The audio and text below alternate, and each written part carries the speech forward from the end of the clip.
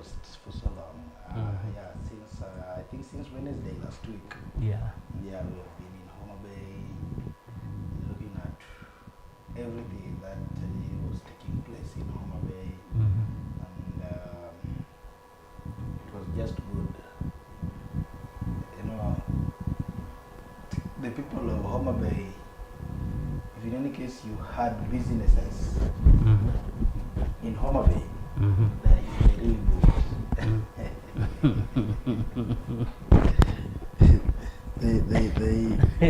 The businesses there really did well. So the business there really did well, especially those who had hotel businesses, those who had food businesses, those who had just several transport businesses, and many more. So I'm still going to give you the opportunity. I'll be asking questions bit by bit, but I'm still going to give you the opportunity to ask people, tell us, how was the preparation for the Madaraka Day in Homa Bay? How was everything? How did everything develop? The preparation in Homa Bay was superb. Everything was done well, entertainment, and even before entertainment, the people of Homa Bay were really eager to see how a national celebration is being done. And most of them, they slept in the Wanja. You know, most of them, they decided to sleep in the Wanja. And they were there the whole night, waiting for Mr. President, who came at Sunday. So you can imagine how these people were really eager to see how a national celebration is being done. Yeah. Now the visit to Homa Bay by the president, having brought a lot of goodies. How is Homa Bay generally since the devolution and also the aspect of the broad-based government? We did see a lot of activities going on in Homa Bay, one being the handing over of the we call them affordable housing, and we also see a lot of markets in place. Generally, how is Homa Bay? Homa Bay is development kila mahali. Development kila mahali, modern fish market, modern piers, fish cages are being brought there, cooling rooms are in the modern market, the child care center is in the modern market. Modern market, you may be almost everything that a trader might need, and very soon the people, the fishmongers there will go green. They will not be using kunis to fry their samaki there. So a lot of things just happened in Homa Bay. Ring roads were built everywhere. State Lodge was built. A lot of things happened in Homa Bay, and it was the best. The best Madaraka Day. The kind of entertainment that we saw there was just one of its kind, you know. And then the president gave out the best news that everyone really wanted to hear. Kazimtan is back. Yes, and I can see the registration is already on. The link is already on. So Kazimtan is back. The president promised Kenyans that SHA is working, just to mention a few. The president also said that the government is improving the health sector. He said that the government is improving agricultural sector. He said that the government is improving the education sector, ensuring that each and every person, be that you're coming from a poor background or a family that cannot afford your education, the new funding model will cater for you, you know. So the president really promised a lot of things, and we saw Raila Odinga, the ODM ODM party leader, telling the president that you really need to compensate these Gen because some of them died in the process of demonstrating, some of them lost their loved ones, some of them got injured while they were demonstrating. So such we really had very good news about what we... Now you have mentioned about the compensation of the Gen Z, but before we get there, somebody posted on a social media during that duration, Migori Stadium was full of helicopters. while Homa Bay Stadium. Really? I don't know whether you did see the picture. I did not see the picture, but... The picture was that Migori Stadium was full of helicopter. Well, Homa Bay Stadium was full. There was I saw helicopters in Kabunde, not in Migori Stadium. Okay, I was in Homa Bay, I was not in Migori. But a lot of dignitaries were there, so Kabunde airstrip was full of... the same to Migori, Migori Stadium. Did you see it? I saw it was on the post, and I know Migori Stadium when I looked at Migori Stadium. Maybe after this, and somebody was making a mockery of Migori Stadium. That is a renovated stadium, as compared to Homa Bay. Migori Stadium is in a pathetic state. If even compared to Siaya Stadium, the Odinga Stadium, Migori Stadium is far. You know. One thing I'll tell you for sure. I think Migori, the leadership of Migori was still benchmarking. They see what is it that has come in Homa Bay, the kind of stadium in Homa Bay, and the one in Kisumu, and the one in Siaya. Now they're going to come up with the best that nobody is going. When you look at Migori, say it is better. Because even what we see there is just a dais. It's not something that we can be proud of. But again, many people have really faulted the governor for not having done something in the stadium, of which to me, I'm contrary to the opinion. You see, the Homa Bay Stadium was launched by Awiti. Yeah, in 2014. Yes, it all began by Awiti. What Governor Wanga has done together with the national government is just to improve. It's just to do the last bit of it. But in Migori town, the former governor did not even care about the stadium. And even with this duration, 2 years, you can't expect our current sitting governor to come up and kind of say within 2 years he has built a stadium like the one in Homa Bay or a better one. But we hope something is coming up soon. Now, as we look into that, also you mentioned about the compensation of the Gen Zs. We did see the other day when the president came out and apologized to the Gen Zs. And again, when we watched at what Gachago was saying, I don't know where he was with his team, and they were saying that one of the members of the team said, "We are not ready to forgive. We are not going to forgive." They also came with the Gen Z who said he was asked publicly, "Are you forgiving the president?" And he said, "I'm not going to forgive." Now, where are we heading as a nation? Because to me, it is unique to find a president who can come out and say, "I'm sorry about whatever happened. Please forgive me." And you find a leader saying, "We are not forgiving you." If a leader can come out openly and say, "We are not forgiving you," which type of a leader is that? Where are we heading to? You know, first of all, when you are a leader, you have to know that not everyone will like you and not everyone will love you. That's true. That is number one. For you to be a leader, you have to know that not everyone will love me and not everyone will like me. So, I believe the leader is not a Gen Z. But now, let the Gen Zs come out and tell us whether they have forgiven the president or not. I think that's when we can begin speaking from there. Let the Gen Zs themselves, let them come out. No, they worked with the Gen Z, who said it's not ready to forgive the president. They paid the Gen Zs to say that. You know, a politician can do anything. And you see, just to gain a mileage. Gain mileage. But you Maybe see, he told the guy, "No, take this 1,000 shillings. tell the presidents we are not forgiving.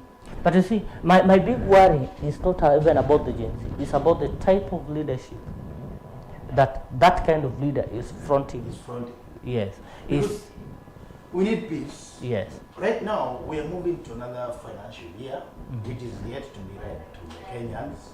And you know what brought about the Gen Z protest was the how do you call it? Finance bill. 2024, 2025. Sagas. And that's where we're heading to. Now, if you want to take Kenyans back to whatever happened last year, then you have to be blamed. Like Kishagwa wants to take us back to 2007. That's something that we have to avoid. We have to avoid such leaders. Now, condemn them. Okay. In the strongest term possible. Now, you have mentioned about the. That's where I want us to pick it today from. That's from the People Daily newspaper about the Finance Bill 2024-2025. We see in the People Daily newspaper. We have a story here where Gachagua and Maraga condemned the arrest of the activist.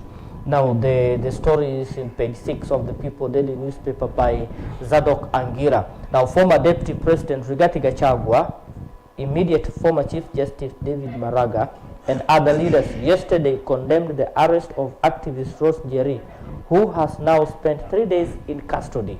Njeri, the pictures there, was arrested by detectives from the Directorate of Criminal Investigations, DCI, Serious Crime Unit on Friday for developing an online tool known as Civic Email, designed to facilitate public objection to the Finance Bill 2025. Now, among the leaders who condemned, that is Maraga and all that. Now, detectives said her campaign may incite and ignite protest ahead of the reading of the passage of the bill, Finance Bill 2025. Now, here we are, and we begin it from there. We see this lady came out publicly to criticize the Finance Bill 2025 and called out for people to reject the Finance Bill 2025. And because of what she did, we see the detectives moving with speed. She's arrested, now 3 days in custody.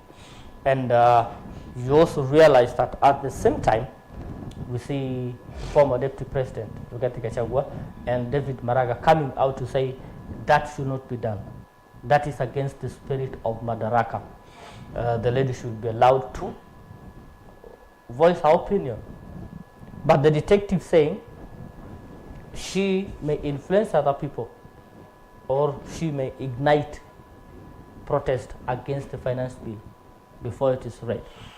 What is your take in all this? Because in all that is happening, people do not have time to read the Finance Bill 2025. Are you in support of what the arrest of Njeri? Are you in support of Maraga? Are you in support in the government? Are you supporting the government for having said this must stop? You know, I can't say that I'm in support of someone or anybody. Okay, your opinion. The only thing I really want to see is peace in Kenya. That's the only thing I want to see. You know, you remember the last year's protest, it began by the word reject. You know, and it was supposed to be peaceful. It was supposed to be peaceful. And indeed, the protest was peaceful because I remember the Gen Zs, the first day of the protest, the Gen Zs in Migori County, they concluded their protest at 1 p.m. Sasa. That is when they concluded their protest. They concluded their protest at 1 p.m. and they marched from Namba coming to town. Walipofika town, walipata town kumewaka, you see? Na kulikuwa kumewaka kutoka posta mpaka hapa kwa daraja, and they were supposed to march across the daraja na waende juu na wamalize wamalize their peaceful protest. They were peaceful.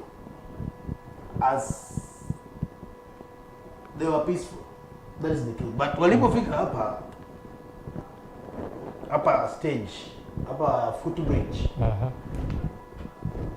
they walishangaa kupata kwamba town kuna waka.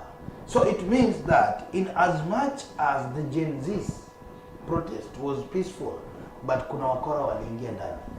When Migori we could see kuna wakora waliingia ndani because they were engaging the police. There was chaos everywhere, tear gas everywhere, you know. And this is something that we really don't want to see. If in any case that the Gen Z's wants to reject the finance bill, let them read it. Let us not wait for people like Njeri to read it for us and interpret it for us, because Njeri himself, she has not come out to tell us that Mimi, I am against this clause or this part of the finance bill. I want it to be rectified. But the only thing is that she is telling Kenyans, reject it, the whole of it. So let her come out, tell us what she wants to be amended before it is too late. But not to tell Kenyans that reject. We don't want to go. I support people to express themselves. But how do you express yourself? How do you express yourself? You know, if in any case there's somewhere maybe that Jerry was not proud of, angeita hata media. Tell them I'm not in support of this part of the finance bill. I'm not in support of this and this and this. But developing something which will take Kenyans back to where we have come from. Because I believe that is an incitement. It is an incitement to Kenyans. We really don't want to go back there. Please take your time as a Gen Z, as a youth, as a Kenyan. Read the finance bill. Understand it for yourself. Yeah. Okay, now on that note, we are still going to tackle matters that touch to the youths. And that we see on page 8, we also see politicians clash over youth and women's empowerment drives. Now, a story by David Masharia, sorry, that is Nyandarua Governor Moses Kerry Badilisha yesterday faulted the current youth and women empowerment initiatives as tokenism, arguing that young people need sustainable long-term support rather than one-off cash handout.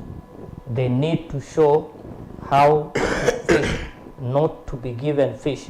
Badilisha said during the country Madaraka Day celebrations at Silibwe Secondary School in Bioman. He called on the national government to provide genuine empowerment by allowing counties to continue managing bursary funds. Saying, reflecting on his 2-year tenure, the governor criticized his predecessor Francis Kimemia for erecting signboards on sites but failing to implement the indicated projects. Now, looking at that, now we see Moses Kerry, the Nyandarua governor, coming out and saying, yes, the way to empower youths is good, but when we are just going to give them money, give them handouts, give them cash today, give them cash tomorrow, that is not going to help them.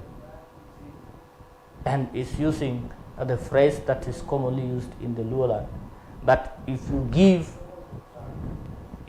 a youth fish, you've not helped the youth.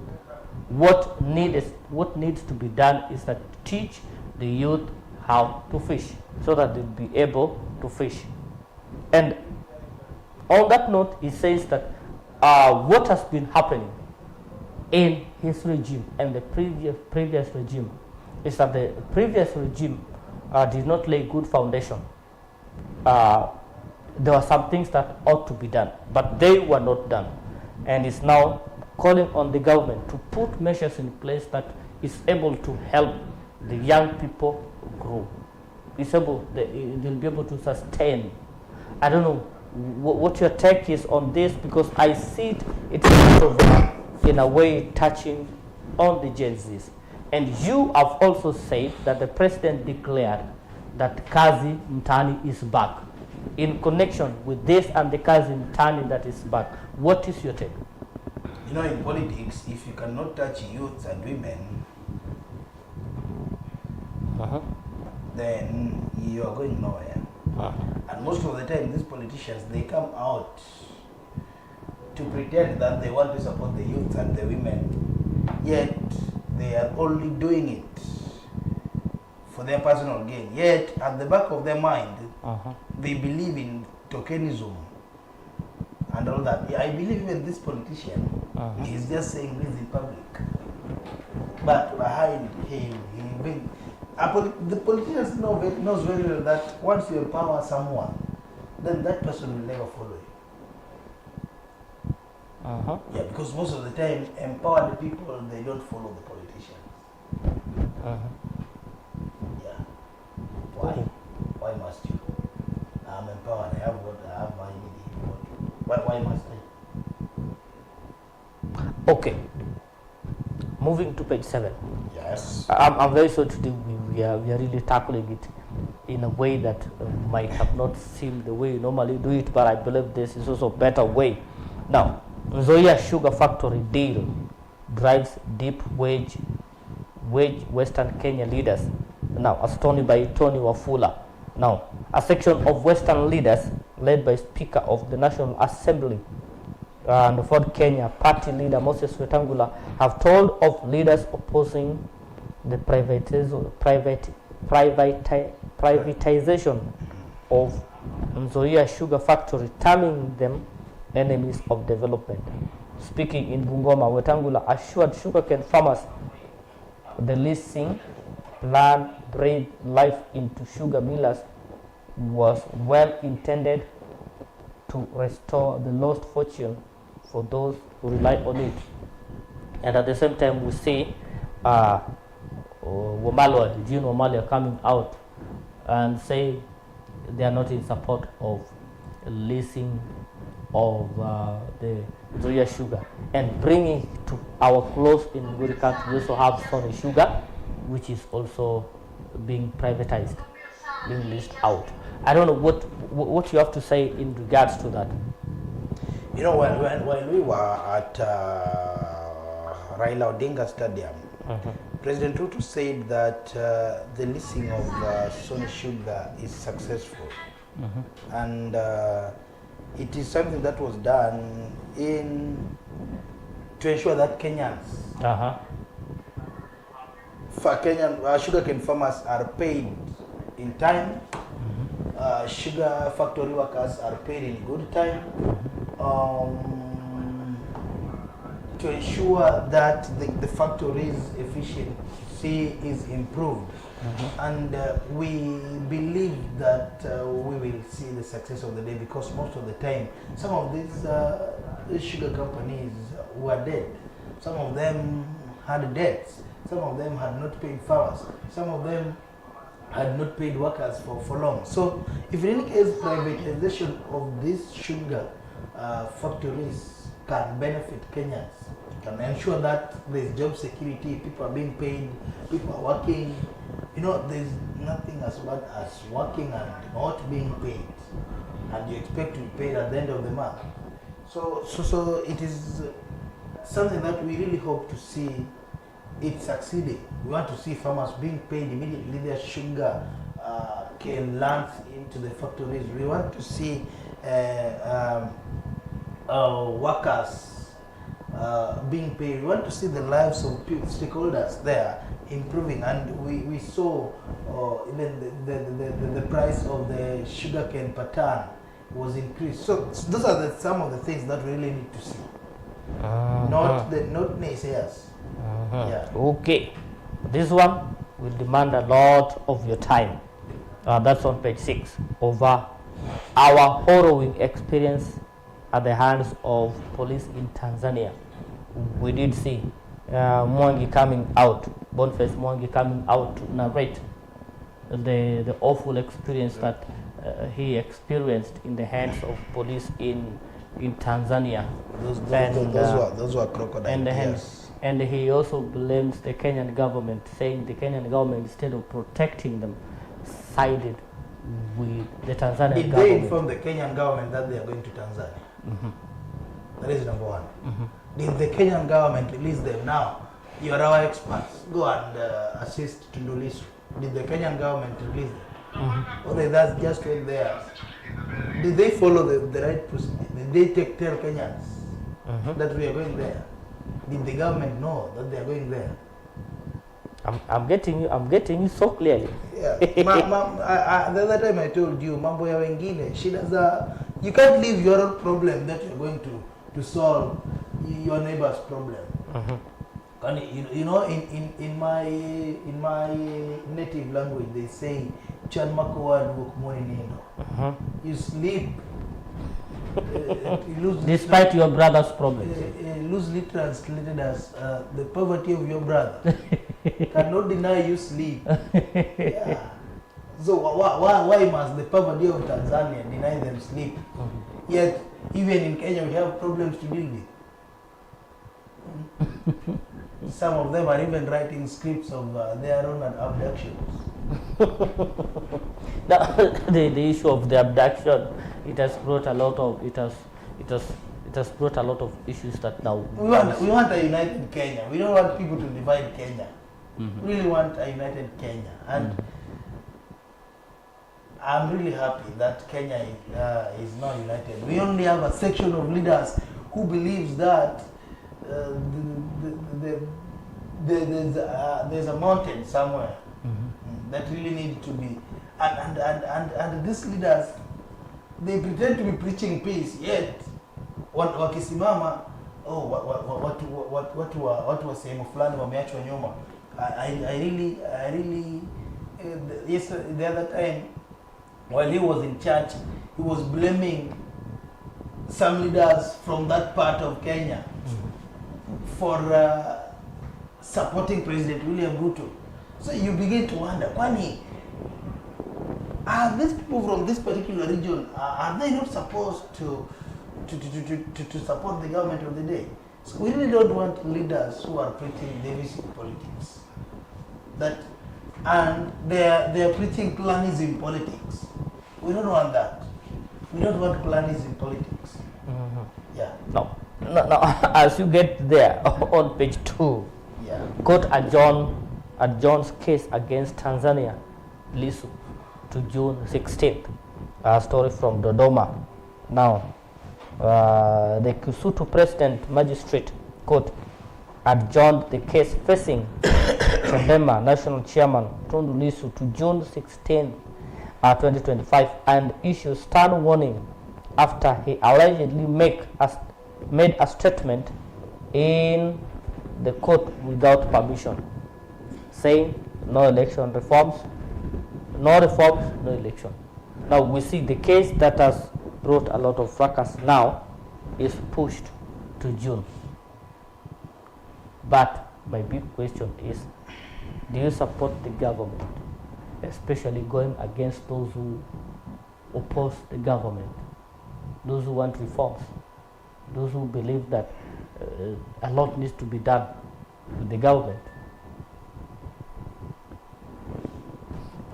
Let Tanzania deal with their own problem.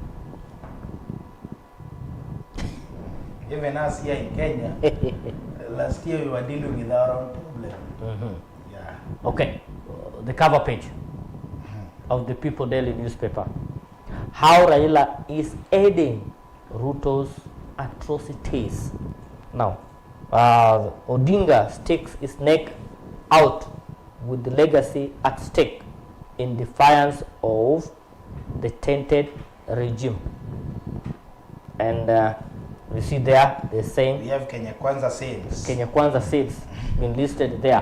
1, extrajudicial killings, police brutality, corruption, tribalism, detention and torture of dissenting Gen Zs, support for deportation of Kenyans, land grabbing, exploitation of regional conflicts for personal gain, Adani and other shady deals. Now, they're saying the support that Mr. President is gaining is at the expense of the people of Kenya. And you know what has happened? Raila has been out and very vocal, saying we are in support of this government. We are in support to help maintain peace, to bring tranquility, to bring development, to make sure that all the regions are accounted for. What is your take as we bring this to a close? My take is we really need peace in Kenya, even after 2027. Because, you know, I'm sorry to say this, but being that most of the time, Raila is, anytime Raila opposes the government, you will see things to do with let us go to the streets, let us condemn this, let us do this. I'm not in support of what the government is doing bad, but I really want to see Kenyans speak to the government and tell the government that in as much as there is peace in the country, we really need the government to improve on this and this and this and this and this. Yeah, like during the Madaraka Day, there's this person who was living with disability. You know, he just said boldly that I was here, the president spoke, but he never mentioned anything to do with the people living with disability. So I'm disappointed. So it means that the next time the president will be having a national celebration, maybe Jamhuri Day. Do we have a national celebration somewhere in October? Yes. Which one is it? There is. Is it Mashujaa? Yes. Yeah, maybe this is the Mashujaa. Then the president must have to tell us something that the government has in store for these people living with disability. Because yesterday, the other day, they were forgotten. And they came out and the person said that he feels that they have been left behind. So, in as much as there is peace in the country, please let Kenyans talk to the government in a diplomatic way. Okay. You're winding up with this before we take on the tune of the day. Luo's votes locked for Ruto in 2027. That's Mbadi saying. In politics, anything can happen. You know that. In politics, expect anything to happen. So, in other words, you're saying the president should not bank on ODM 100%. Yeah. The president should not bank on ODM 100%. Okay. Because in politics, anything can happen. Let us take on the tune of the day. Good. And the quotes of the day. We have one from Ford Kenya Party leader Moses Wetangula, who is also the Speaker of the National Assembly. There is someone who does not even grow sugarcane, someone who does not farm anything, someone like Eugene Wamalwa. I've even heard that he plants groundnuts, but he is here making a lot of noise. That is in that is in regards with the losing of the Nzoia sugar. So that's what Moses Wetangula is saying. And we also see one from Kakamega Governor Fernandes Baraza. The sugar mills leasing policy was passed by MPs in Parliament in September 2023.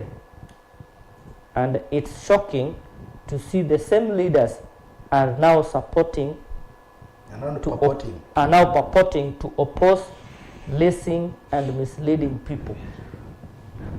Today, the quotes of the day are all from Kakamega.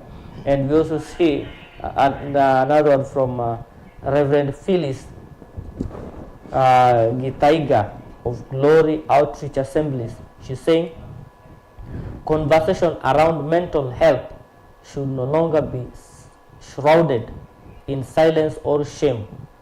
We must encourage open dialogue, especially among young people, as critical steps towards healing and recovery. Mental health has been a big problem. Yeah. I was watching a documentary from what mental health has cost, that is in Philadelphia, in some part of the United States of America. My friend, you won't like that. Now, the issue of mental, we call them mental, the state of how people, I think the government should also take initiative, because there's a lot happening. Yeah. Take on the tune of the day. Yeah, tune of the day, we have government promises. Okay, we have, I can see a picture with colors demonstrating a political party in the country. Then we have a hand of someone who is well off, holding something that looks like that thing which is being used to feed a baby. Baby feeder. Baby feeder. Yeah. Okay, he's holding a baby feeder, and you know most of the time baby feeder unaifinya. Unaifinya ndo ile kitu iko ndani itoke. So then there is mwananchi wa kawaida, a kid to be precise, who is being fed, but apparently there is nothing coming out of the baby feeder. So the kid is asking the person feeding him, nothing is coming out. Are you doing it deliberately? And it is true that if you look at, and then the baby feeder is written government promises, and if you look at the hand of this person, hafinyi kitu, so it means he's doing it deliberately. So people daily is telling us government promises are not being fulfilled. In short. Are you saying, are you agreeing with that? Me? I can't give out my opinion, whether I agree or not. Because I know there are people who don't agree with them, there are people who agree with them. So I don't want to be a one-sided person. So you agree and you disagree? I reserve my opinion. You reserve your opinion? And I reserve it till 2027. And I'll know where to vote by the end of 2027. Okay. Yeah. Your last word as we wind up. Kazim Dani is back. Go ensure that you go and apply. Okay. You make sure you leave the link. I can't leave the link because I was not given. They have not given me that one. But I did hear you say there's a link that is. There's a link, yes. But go and look for that link. Okay, thank you so much, Lennox. Thank you so much, our viewers, for staying tuned to BTV, for staying tuned to the vibrant morning. Now we just gave you what has been happening in Migori County, neighboring county, Homa Bay, and the entire Republic of Kenya. Thank you so much for keeping tuned to BTV. We always brings you whatever is happening. Remember, anything that is happening live in the Republic of Kenya, you can catch it here in BTV.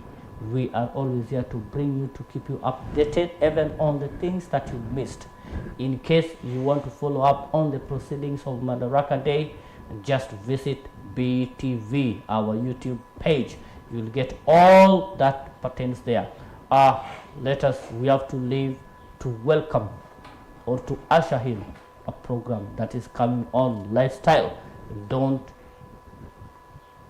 switch off.